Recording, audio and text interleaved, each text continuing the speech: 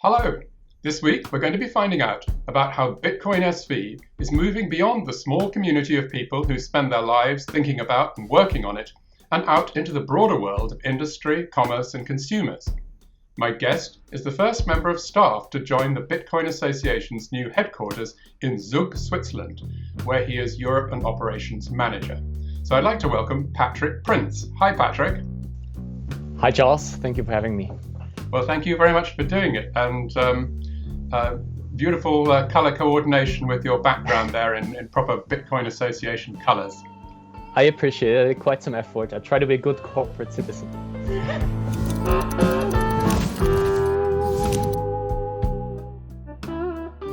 You're listening to CoinGeek Conversations with Charles Miller. Let me start by asking you, if I may, what exactly your job consists of as Europe and Operations Manager for the Bitcoin Association? What does that mean, sort of day to day? So with the new legal entity setup that we have now in Zug, Switzerland, it was actually the first official registered legal entity. And we like to call ourselves the blockchain for enterprise. And so it is very important that we also coming across as enterprise like. So once it was clear that the new legal entity would be in Switzerland, I was asked whether I can join and help setting up the operations. In order to build an organization that is scalable, it requires a lot of processes, workflows that need to be defined. So every new member, every new employee that is onboarded, no matter in which country, brings along also unique challenges. And in order to build a robust organization, you need to define those processes and build the proper documentation. So how big is the Bitcoin Association now, and how big is it planning to become? Yeah, it's tough to say. Currently, we're probably around 25 people, I would argue. This includes what I would call internal and external consultants, so people who work very closely with us. We do have certain partners which are almost exclusively doing a job for us globally. And so we do have quite some vacancies. So I recommend everyone to check out on a regular basis the Carrier website on bitcoinassociation.net. And we do grow in all functions. Great. I'd like to talk really more about your work in the big wide world beyond the Bitcoin Association and really beyond people who even have necessarily even heard about Bitcoin SV or know anything about Bitcoin at all. One thing I was wondering is your background is in consulting and financial services and IT and so on. Right. When you are dealing with the outside world, those people you're trying to interest in Bitcoin SV, how much is that the same world and the same kind of function for you that you had previously in those other roles? Correct. So I'm wearing actually two hats. One is the operational leadership hat, and the other one is what they call Europe Manager. But this is really where my passion lies, I guess, because of my previous work experience.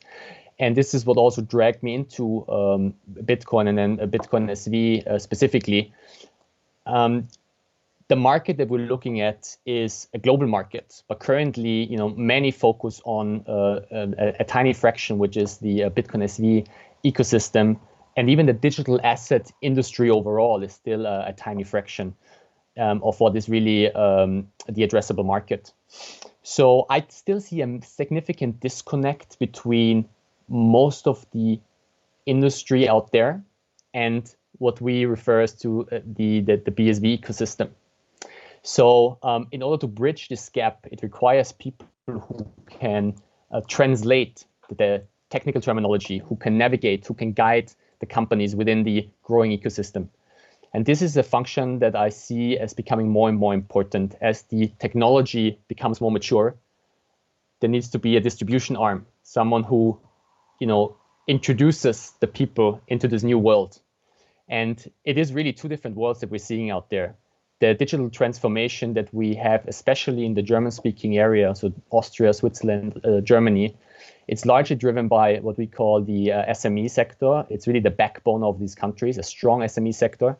And there, the digital transformation is far behind what people think is the standard. Right. Well, you talk about SMEs, small and medium-sized enterprises. And I know before we were talking, before we started recording this conversation, you were telling me about some quite interesting examples that you'd come across where there was already real utility being discovered for Bitcoin SV. Can you just tell me about that? So I've come across companies that have started adapting solutions which we have within the BSV ecosystem, but not because they are BSV fans, but actually provided them utility. And one example I want to specifically highlight is a company called Stabilwerk. It's a gentleman that we will also have at the CoinGeek Conference, speaking more about why he actually did this. And it's a small construction company in the Frankfurt area in Germany. And the benefit he saw for his company is that he can create a simple customer retention program with the Fabric Simple Token Protocol. So he created his own token. It's called Stabilwerk Credits. And it allows him to, or it allows his customers to actually pre-buy the tokens at a discount. So they will buy a token at a 10% discount and can later on use this token in order to pay. Sounds very simple, and it probably is. But the reality is, very early on, he kind of differentiates by offering an alternative. It allows his clients to capture a discount, and at the same time, he receives the client's money very early on. And this happens in many industries, but particularly in the construction industry, that the payment terms are very long. So the effect on the working capital is a significant one. And funnily enough, he has informed me that friends in his network that also operate businesses, not in the same industry, very different industries, but they have found the opportunity and the solution very appealing, and they've requested him already to get an introduction so they can also adopt their own token for their very own ecosystem. And this goes back to a fundamental problem that exists in industry. SMEs are typically left out by the larger software providers. They focus on solutions which work for large-scale enterprises, multiple jurisdictions, consolidation across different entities, legal entities. And for SMEs, in particular the small size businesses, for them, every solution is fairly expensive. Every percentage of margin that goes away from them, it counts. And so a simple customer retention program, which they can practically implement at no cost, is very attractive here. And we already see this in the market, right? You see the Apple, the Amazon, the Facebook vouchers at the cashier's desk in the supermarket. So we're already doing this. We're pre-buying credit. And this is incentivized here specifically through the discount that he provides. So I can see that your eyes light up when you hear about stories like that and meet people like that. What is the mechanism, or how will you be able to take advantage of the experience of this particular scheme to generalize it to the market as a whole, do you think? How is that going to work? Yeah, so what I'm doing right now is obviously I bring this feedback back to the solution provider, in this case, the Bayesian Group. And I'm telling about the experiences people outside of the BSV ecosystem make, because it's really the market that they should address, the global market with their solutions. Allowing people with a simple way to start and get going is important, because by introducing this token, he's also familiarizing his own clients with wallets. How does it work? How do you do a payment? At the same time, I believe there's a massive opportunity for people who are exactly building this bridge between the protocol, the technology provider, of which we have many. They focus on the technology right now in the BSV ecosystem, and the market out there. Why is that? I mean, I'm sitting here, I'm in Austria right now with my parents-in-law, and they're building a house. And they hire a builder. They hire a builder, which is effectively an architect. And this architect provides a one-stop shop solution, right? So they have the access to all the craftsmen, the plumber, the electrician, and so on. And this is really the role that they play. They hold the relationship and they manage. They're almost like project managers. And there's significant value to that, They know the network, they have the direct access, and for the clients, it's an easy kind of one-stop shop solution. It's going to be very, very similar for the BSV ecosystem. And why is that? Because companies look at it as a technology, as an enterprise software comparable to the ERP system they already use, the cloud software they use, the office administrative tools they're already using. And if you look at these industries today, the distribution arm itself is a significant industry. And these people, their asset is the relationships which they hold. So I encourage actually the companies in our ecosystem to look at, companies, distribution people, which are willing, to take on or to take their client relationships and have them work with the technology providers. So I already foresee companies popping up with just simple distribution arms. They are holding a client relationship.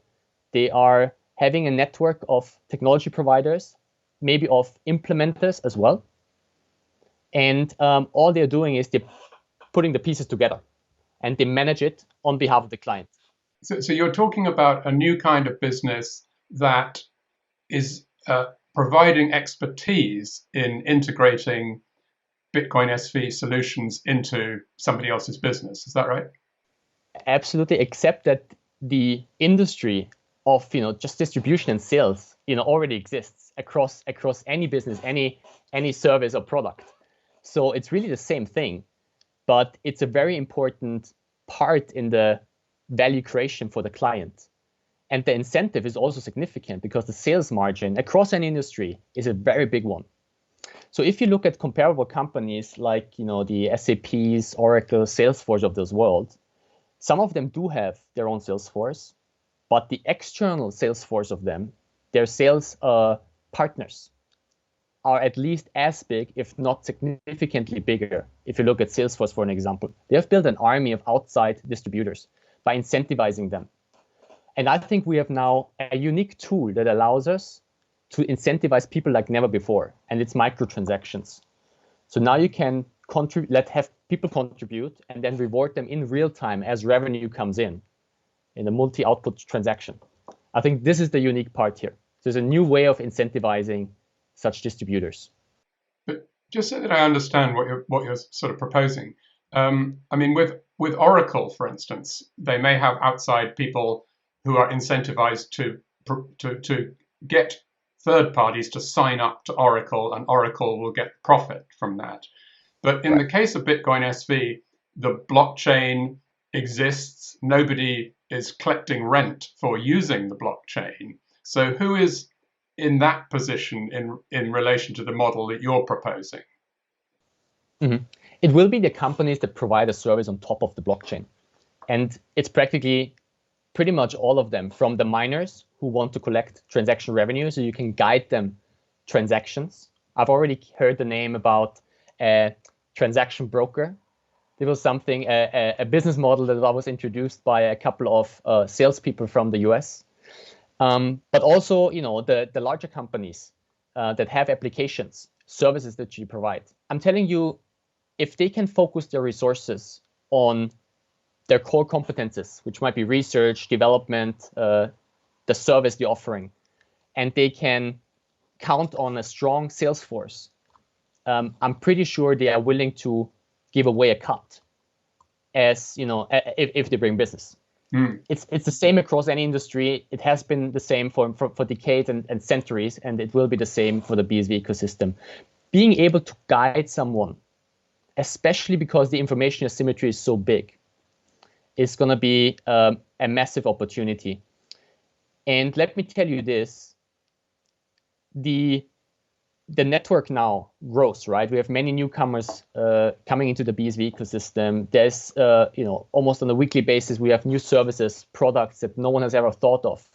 We have an explosion of innovation because there's new tools available to developers and creators and entrepreneurs. And one incentive for me to come into this industry was to now be part of this explosion of innovation and understand and learn and talk to entrepreneurs that are building those new solutions. I think this network will be extremely valuable. But it's interesting that you use the analogy of your parents-in-law with their architect, because it seems to me that you are talking about a new sort of position as what would be called solutions architect. Absolutely. This already exists. If you think about it, the large companies here, if they want to do blockchain, the first thing they do is they reach out to the big consulting companies, the McKinseys of this world, the PwC, and they go and ask them for advice. And they do this because they are trusted partners. They might not be at the forefront of the technology, but they themselves then go out and do the research, the work, rather than, building knowledge internally at the company. This is always the easiest way, contract someone. And so if you're now early on part of this game, you will be the go-to person, the go-to agent, if you want to say so, the go-to solutions architect that also the technology providers want to work with, because they know you bring in leads and business.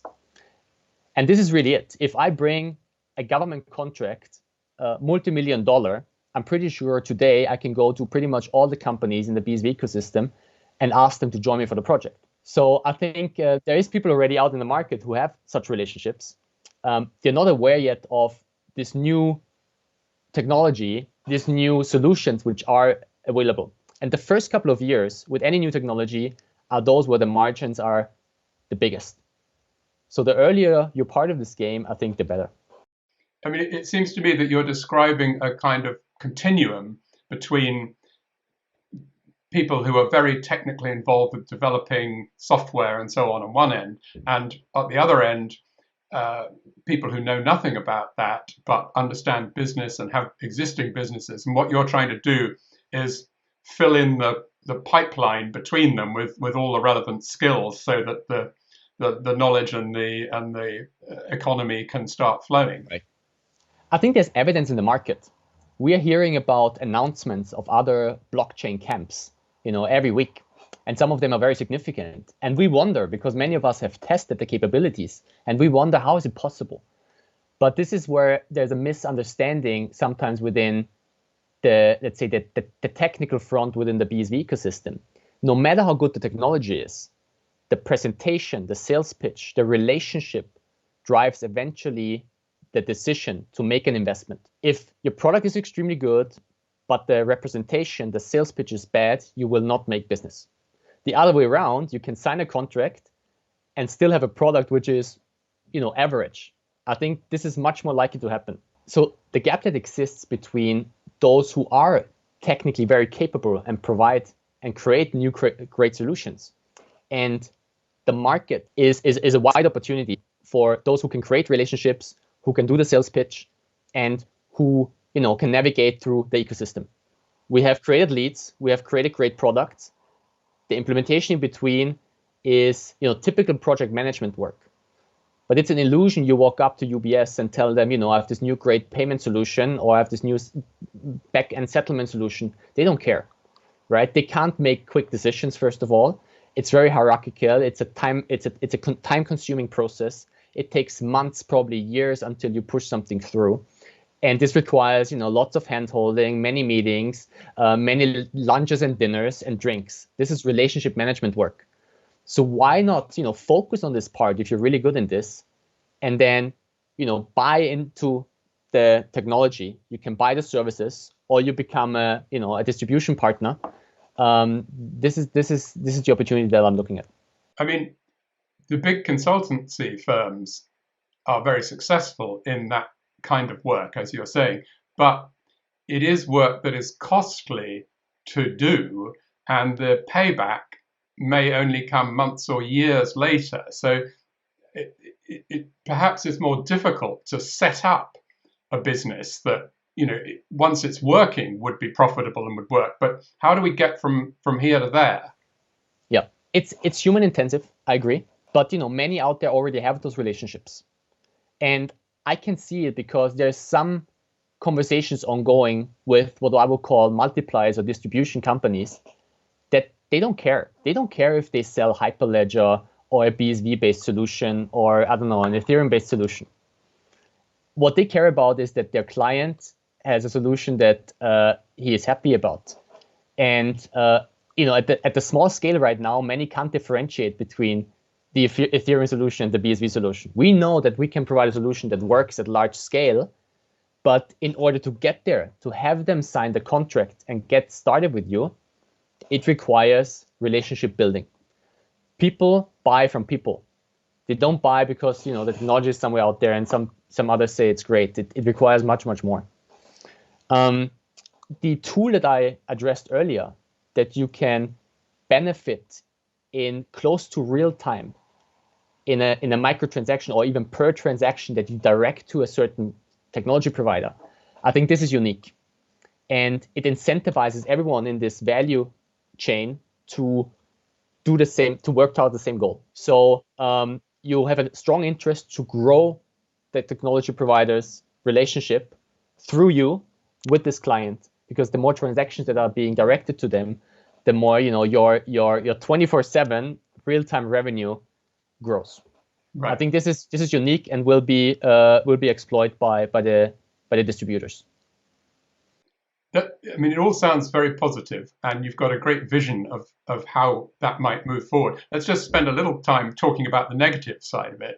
I just saw Elon Musk today complaining about the energy usage of Bitcoin, and of course, there's all the associations with money laundering, drugs, and so on. What's been your experience of opening up those conversations with people who perhaps only start with negative impressions of this area? The ecological aspects, it's a very trendy topic, especially among corporates who are being closely followed by shareholders, investors, clients.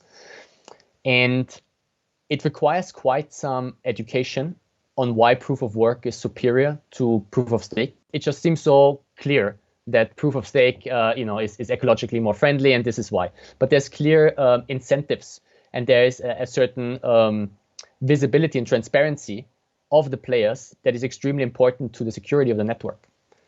So this education takes some time, but it requires a relationship that you start building so that these people actually spend time with you.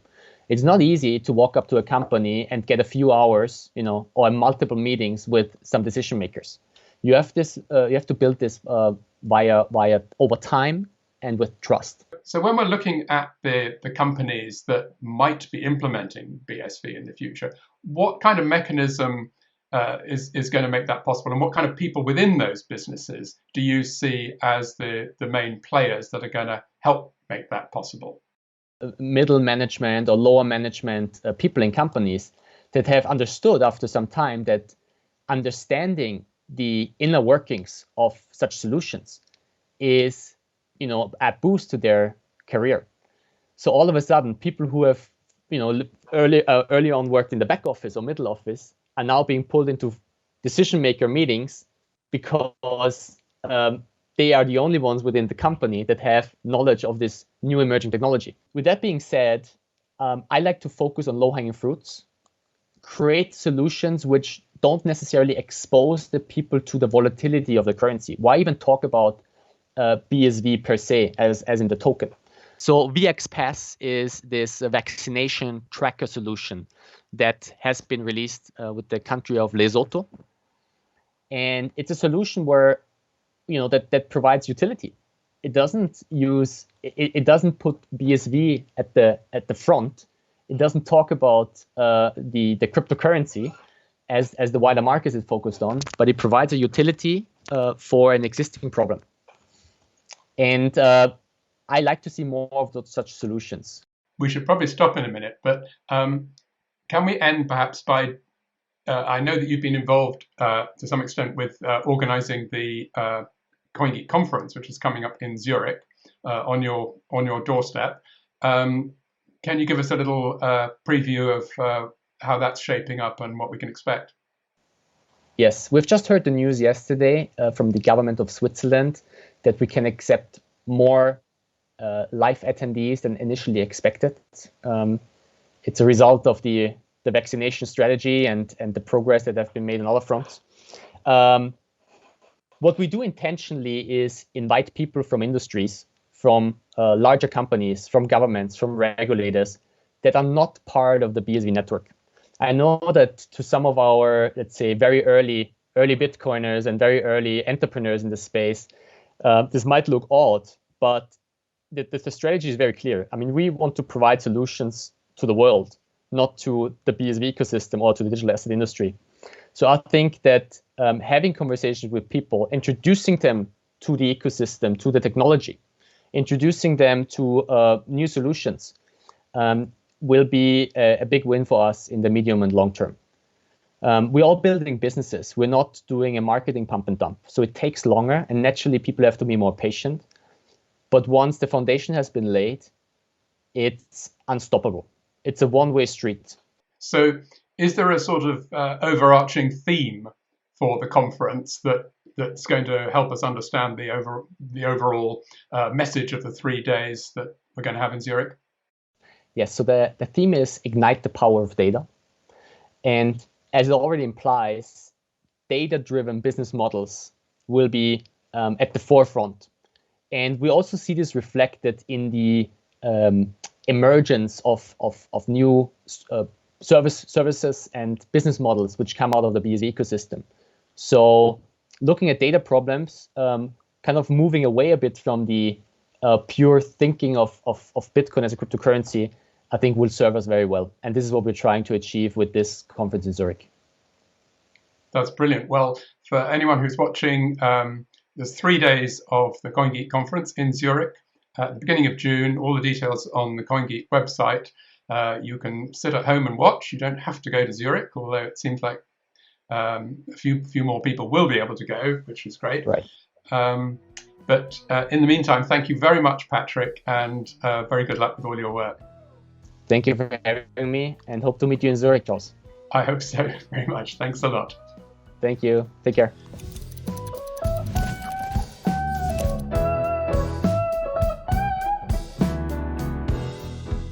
Thanks very much to Patrick Prinz. And the CoinGeek conference runs from the 8th to the 10th of June, so dates for your diary there. Next week, I'll be talking to Phong Ding, the CEO and founder of MeGem, which is an online market for students and is introducing a BSV token reward scheme. So please join me with Phong Ding from Toronto to talk about MeGem on next week's CoinGeek Conversations. Thanks for listening, and from me, Charles Miller, goodbye for now.